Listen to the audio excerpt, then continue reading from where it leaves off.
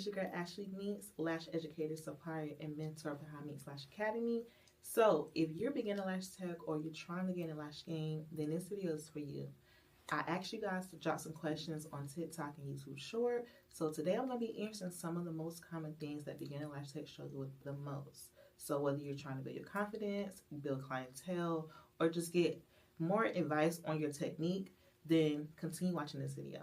Okay, guys, so we're about to get right into question number 1. So I did write all the questions that you guys comment. I put it in my notes, so every time I be answering or looking at the questions, I'm looking at it because of the questions. So question number 1, y'all, is how do I find my first lash client if I don't have a portfolio yet? So this is really easy. When you're trying to build your portfolio as a beginner lash tech, it's going to be very hard for you to build your portfolio at the beginning. So what I want you guys to do, you're going to have to, this is the part where you're going to have to try to get friends and family and let them, and you need to practice on their lashes. So even if you don't have no friends and family, maybe you can get a stranger off, you know what I'm saying? Like if you run errands or something, you know, ask a person like, okay, I'm a beginner lash tech. Do you mind if I do your lashes? Something like that. So, but yeah, friends, family, acquaintances, like just practice on whoever you will let you practice on their lashes when building your portfolio. Once they let you practice, you want to go ahead and start taking pictures and videos of the work that you do. So get befores and after. This is how you're going to start building up your portfolio. So even if you're just getting models at the time, get pictures and videos each and every time you do some eyelashes, so you can have like proof that you did it on real people before, because that's what people are looking for when you're trying to build your clientele as a lash tech, or when you're just getting started. That's what people are looking for. So you got to make sure you're capturing pictures and videos of your work. Start with friends and family, some people close to you, your cousin, your mom, your sister. Start with that, and then you'll be able to take pictures and stuff of their lashes. So start with that. Number 2 says, what's the difference between classic, hybrid, and volume lashes? So if you took a lash course, you should already know this, but I'm going to go ahead and explain it down while I'm recording this video. First things first, classic lashes, y'all, is a 1-to-1 ratio. So you're only picking up one lash, dipping in the glue, and placing it to the natural lash. That is a classic lash extension, okay? So however many natural lashes that client has is legit how many classic lash extensions she's gonna get put on her eyes, okay? Now, a hybrid lash set is a combination of classic and volume fans. So you're gonna do classic lashes, and then you're gonna put some fans in between those classic lashes that you already put on the natural lashes. So it's just a combination of classic lash extensions and volume fans. And then volume lashes is just straight nothing but fans. So you just making your fans, and just until you complete the whole lashes, that's a volume set. So you just put nothing but fans on that person's natural lashes for a volume set. It says, how do I price my lash services when I'm just starting out? That's a good question. So I do go more about this inside the academy, but when you're just getting started, ladies, I do not want you guys to ever lowball yourself as lash techs, okay? So this is a very tedious service. You wouldn't try to get your money back from the lash train that you took and everything like that. So you want to get your money back from everything. So you don't ever want to lowball yourself, because if you lowball yourself, ladies, it's very hard for you guys to increase your price when you're ready to charge your worth. So when you're just getting started, ladies, try to be affordable. You know what I'm saying? Not too low, not too high, but you want to be like an affordable price range, okay?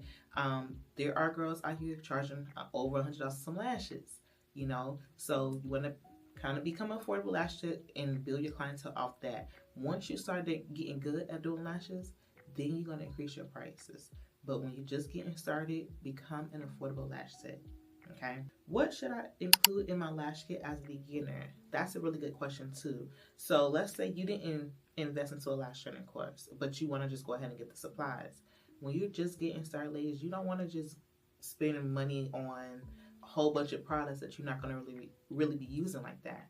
So what I like to tell my girls is, what you need to do is make sure you have a quality lash tweezer, make sure you have some good lash glue, make sure you have some premium quality lash trays, glue rings with the slits in it, eye pads, tape, mannequin practice eyelids, mascara brushes, what else? Just start with that, you know, like just have that in your lash kit. That's just to start with.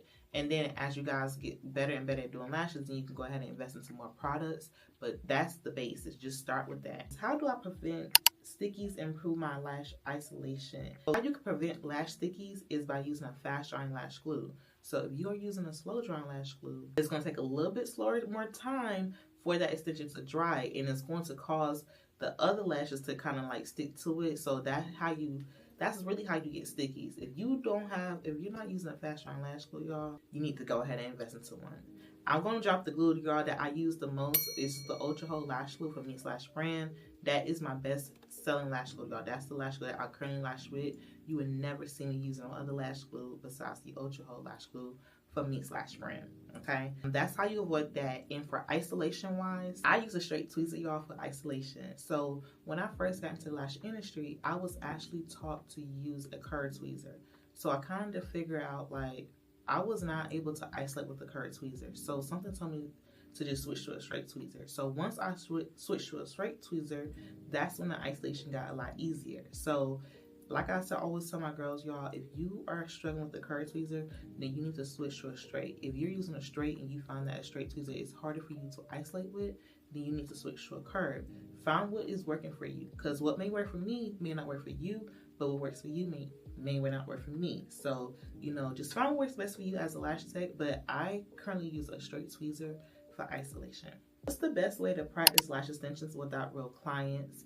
I just kind of answered that with I feel like I just answered that question with number 1. So practice on real friends and family, like cousin, sister, mom, even practicing on the mannequin. I like to practice with the mannequin with the real eyes. You practice with the mannequin that you have to apply the strip on. I just feel like you're not going to really actually get the practice that you're looking for when it comes to you actually practicing lash extensions. So if you are going to practice on a mannequin, I do recommend you to use a mannequin with the real eyes. Or you can start practicing on your sister, your mom, your cousin, just friends, family. Start with that. And if you can't get them to do it, then try to find you some strangers. Post on your Insta story that you're looking for models, things like that. Like you're looking, you know, want to put yourself out there. You got to put yourself out there when it comes to you actually building up your lash business or trying to get clients and things like that. So start with your friends and family. That's the easiest thing. That's the easiest thing that you can start off with as a lash tech. Start with friends and family. How do I stay motivated when I'm not getting clients consistently? This is a big one, because I'm not gonna lie, ladies, as lash techs, y'all, we go through ups and downs in our business. So 1 minute you may be booked with a lot of clients, the next minute you may be slow. 1 minute you may be booked with a lot of clients, next minute you may be slow. It happens. It's a business, okay? So in order for me, how I stay motivated, y'all, is I always just feel like I'm blessed, I'm thankful to have my own business. I just always keep in the back of my head that people are going to still come to me, you know what I'm saying, based on how I do my lash extensions. So I still post my work. I still post as if I'm having clients, whether I don't have no clients that day or not.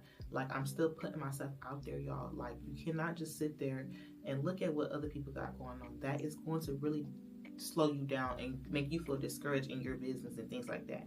You are doing great. You are doing amazing. But again, y'all, we are in a recession, so most people don't have money like that to be out here spending extra things on beauty services and stuff like that. So just be very mindful. Like, maybe you need to run a sale. Maybe you need to just do something differently in your business. Add something in your business. Like, you just have to take a step back and just analyze your business and what you have done so far in your business and what you can do better. But don't ever stop. You know what I'm saying? You could take a break, you could rest, you could take a day, you could take a week off if you want to, but you gotta get right back into it. Ladies, I've been lashing y'all for almost 9 years. I started lashing in 2016, and I've been doing it ever since. So how I stay motivated, y'all, is I still just post my work and I still post my content. And right now we are in a digital time, so you gotta put yourself out there. If you don't put yourself out there, you go weeks and days without posting or about your business, how do you expect for people to know who you are, or how do you expect people to book with you guys if you're not even consistent with yourself? So just be consistent, at least with the posting.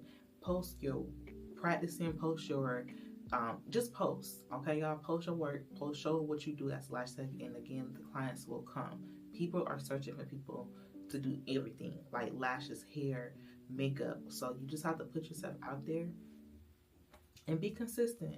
You know, you got this. So you got this, y'all. Just remember that you got this. What apps or websites should I use to take bookings and payments? That's a question, y'all. I'm going to kind of gatekeep a little bit on this question, but I'm going to give y'all one booking site that I do recommend. So for me, I like to keep my overhead low just so that I can see my profit in my business. If I don't have to be out here paying monthly or anything like that for a booking site, I'm going to go the free route. So the booking site I do recommend, I'm going to give y'all this. I'm not going to keep this booking site. It's called setmar.com. It is free. You don't have to pay no money for it. It's a free scheduling booking site that you can use for your business. So that's what I used as well when I first got started. And then I switched to another booking site. But I'm not going to say that. I definitely recommend Setmar for all of my girls who do not want to be out here paying monthly on a booking site, that you can use that money for your business instead. How do I know when I'm ready to charge full price for my services? You is not going to never know. You ain't gonna never be ready as a lash tech, y'all. You just not gonna never be ready. So how you get ready is by preparing, and by preparing, you just gotta start. So you go ahead and set your prices up. So then when your first paying client comes to you, you already have in the back of your mind an idea how much you want to charge, and then you need to go ahead and already have the booking site set up. So you already have your business set up and run it as is. So when your person does come, that first paying client does come, you already set up. Already have those prices set up in your mind. Already have them on your booking site. You're not gonna know when to charge for a price, because like I said, when you're a beginner, y'all, you're probably charging model prices. You're probably charging new client prices and things like that. You need to have on your booking site the original prices of your services that you want to be known for starting out. And then you can have like a new client special on your booking site for new clients who ain't never been to you before. That's another thing that you can do. What are some common mistakes new lash techs make, and how can I avoid them? That's a good question. I just feel like one of the mistakes that a lot of beginner lash techs make is they spend money on trainings where they don't really get the full knowledge of lash extensions. So I want you guys to be very mindful of who you get trained from, okay? It can definitely make or break you guys in the beginning stages of your business. So you gotta make sure that your education or whoever you're getting trained from, they're actually teaching you the game. Because when it comes to lashes, yeah, you can show somebody how to do lashes, but you gotta also teach them the terminology. You have to tell them about this, about that. Like, it's a lot that goes into lashes, and if you don't understand it, you are going to be lost. You are going to be dumbfounded. You are going to be feeling like not confident in your abilities or your work and things like that. So be very mindful on who you get trained from. Another thing is too, you gotta practice. So after you get your certification from the lash training class that you take or anything like that, the next day keep practicing. Like, you gotta keep going, y'all, because it's like muscle memory. The more you do lashes, y'all, the easier it's gonna become. I was not always good at doing lashes when I first got started. And like I said before, I spent $750, y'all, on a lash class, and I did not get properly trained. So if I had the right training, if I had the right mentorship, I probably would have been a lot more further in my business. And I'm telling y'all this to let y'all know, like, if I did not spend that $750, y'all, I probably could have spent that money instead on my business instead, like for the bed, the light, the inventory, things like that, because that was a lot of money that I did not have. And for me to not get properly trained, I just felt so discouraged, and I was really, y'all, on the verge of quitting my business. So I'm just letting y'all know, y'all, to be consistent, to be very mindful who you get trained from, and just put in the work. That's really all it is. I want y'all to understand, as beginners, those three things matters the most, for real. What to do on super slow weeks, and how to change direction if you're legit advertising like crazy. So I kind of feel like I answered that with what's the best way to practice lash extension without real clients, in a way.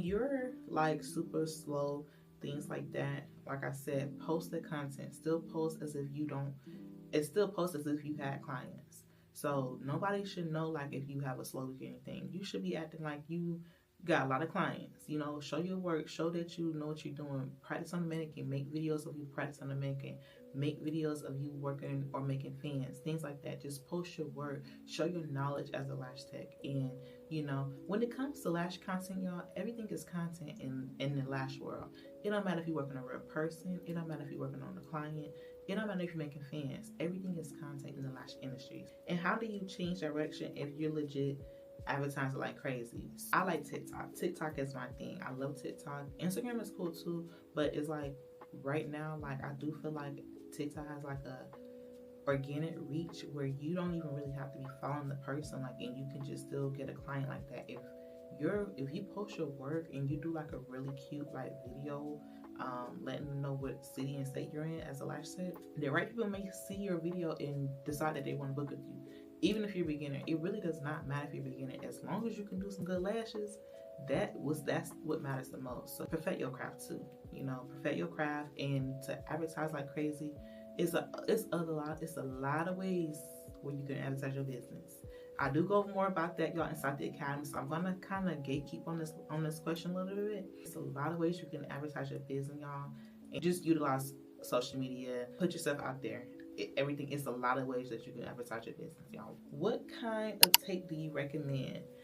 So the tape that I recommend for all my girls, I tell you guys, I'm not gonna gatekeep this, but it's called the NextCare Sensitive Skin Tape. It's a blue tape.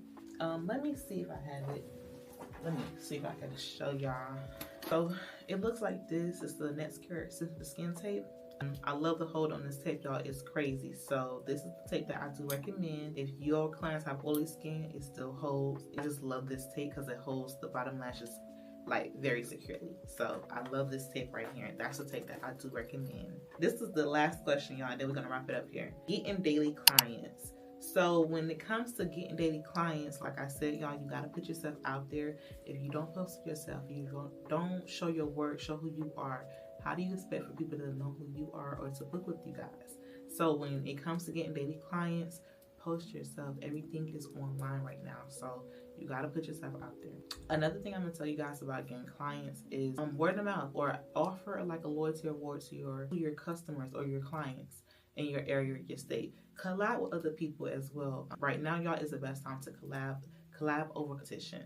So that's my little thing of my whole model of this year is to collab, y'all. Collab with people that can really help you guys' businesses as well. And I feel like that's really it when it comes for all my beginners out there. So you just have to just practice and perfect your craft. Once you practice and perfect your craft and show your work, show that you know what you're doing, the clients are out there. The clients that want to see your lash work. You know, don't just post pictures of your model eyes with the eyes closed. Like, show with the eyes open so people can actually see themselves with the lashes on their face. So practice your craft. Put yourself out there. The clients are out there. If this video helped you out in any way, make sure to like, comment, and subscribe to this video. And drop more questions down below, y'all, in the comment section below for part 2, because I'm always here to help y'all grow your lash business. And if you need mentorship or training, you already know where to find me. Join MinxLashAcademy, you guys. It is in the description box below. Keep practicing, keep promoting, and I'll check you guys out in the next video. Mwah. Bye, y'all.